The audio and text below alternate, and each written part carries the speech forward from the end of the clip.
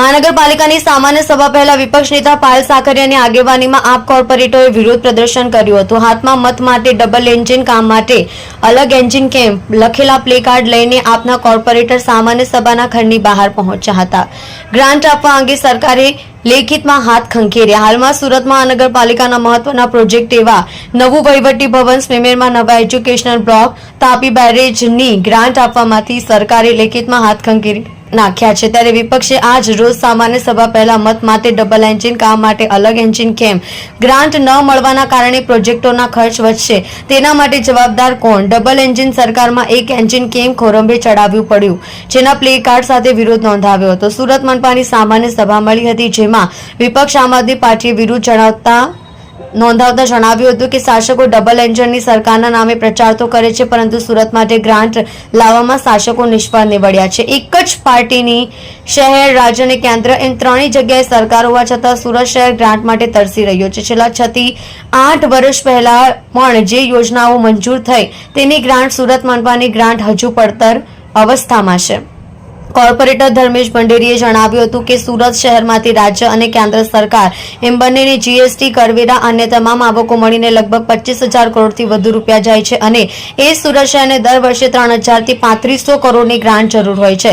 ત્યારે માંગવામાં આવતી ગ્રાન્ટ પણ સમયસર આપવામાં નથી આવતી, જેથી ડબલ એન્જિનની સરકારની વાતો કરતી ભાજપના તમામ પદાધિકારીઓ, સાંસદો, મંત્રીઓ અને આમ આદમી પાર્ટી નિવેદન કરે છે કે સુરતની જે ગ્રાન્ટ છે તે ગ્રાન્ટ પૂરી પાડવામાં આવે। આ તો ઉલટાનું એકની એક સરકાર બનાવવાના કારણે સુરત શહેરને અન્યાય થતો હોય। જ્યાં ભાજપની સરકાર નથી ત્યાં નરેન્દ્ર મોદીની સરકાર બચાવવા માટે 17,000 કરોડ રૂપિયાના પ્રોજેક્ટો, યોજનાઓનો મંજૂરીઓ, ગ્રાન્ટ, સહાય આપી દે છે। આ સુરત શહેર ભાજપને વર્ષોથી દરેક જગ્યાએ સહયોગ કરતું આવ્યું છે અને સુરત આજે ગ્રાન્ટ માટે વલખા મારે છે।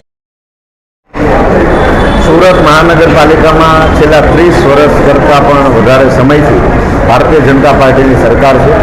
ગુજરાતમાં છેલ્લા 28-29 વર્ષથી ભારતીય જનતા પાર્ટીની સરકાર છે। કેન્દ્રમાં છેલ્લા 10 વર્ષ કરતાં વધારે સમયથી ભારતીય જનતા પાર્ટીની સરકાર છે। એક જ પાર્ટીની ત્રણે જગ્યાએ સરકાર હોવા છતાં પણ સુરત શહેર આજે ગ્રાન્ટ માટે તરસે છે। છેલ્લા 6, 7, 8 વર્ષ પહેલાં પણ જે યોજનાઓ મંજૂર છે એની ગ્રાન્ટ સુરત મહાનગરપાલિકાએ માંગેલી છે, એ ગ્રાન્ટ હજી પડતર અવસ્થામાં પડેલી છે। છેલ્લા 2 વર્ષ પહેલાંની, 3 વર્ષ પહેલાંની, 4 વર્ષ પહેલાંની, એમાં સ્વર્ણિમ યોજના હોય, અમૃત 2.0 હોય કે કોઈ પણ યોજના હોય, આ તમામ યોજનાઓની જે ગ્રાન્ટ છે એ ગ્રાન્ટ જે પૂરેપૂરી સુરત મહાનગરપાલિકાને અલગ પ્રોજેક્ટો માટે જે મળવાપાત્ર છે એ ગ્રાન્ટો મળતી નથી। આમ આદમી પાર્ટીએ માંગ કરે છે, વિપક્ષી તમામ કોર્પોરેટરોએ માંગ કરે છે કે સુરત શહેરની પડતર તમામ જે ગ્રાન્ટો છે એ ગ્રાન્ટો સત્વરે પૂરી કરવામાં આવે।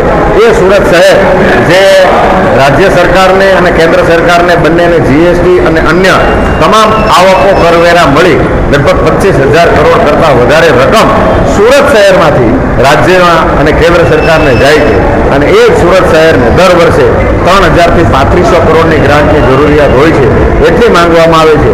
એ ગ્રાન્ટ પણ સમયસર આપવામાં આવતી નથી। એટલે આમ આદમી પાર્ટી આ ડબલ એન્જિનની જે સરકારની વાતો કરે છે એ ડબલ એન્જિનની સરકારના તમામ પદાધિકારીઓને, સાંસદોને, મંત્રીશ્રીઓને નમ્રતાપૂર્વક નિવેદન કરે છે કે આપણી જે ગ્રાન્ટ છે એ ગ્રાન્ટ અહીંયા અમને પૂરી કરવામાં આવે। આ તો ઉલટાનું એકની એક સરકાર બનાવવાના કારણે સુરત શહેરને અન્યાય થયો। જ્યાં ભાજપની સરકાર નથી ત્યાં સરકાર બચાવવા માટે નરેન્દ્રભાઈ મોદીની સરકાર પોતાની સરકાર બચાવવા માટે 17,000 કરોડ રૂપિયાના પ્રોજેક્ટની મંજૂરી, યોજના આપી દે છે, ગ્રાન્ટો આપી દે છે, સહાય આપી દે છે। એ જ સુરત જે વર્ષોથી ભારતીય જનતા પાર્ટીને 3 દાયકાથી દરેક જગ્યાએ સરકાર આપતું આવ્યું છે, એ સુરત આજે ગ્રાન્ટ માટે વલખા મારે છે।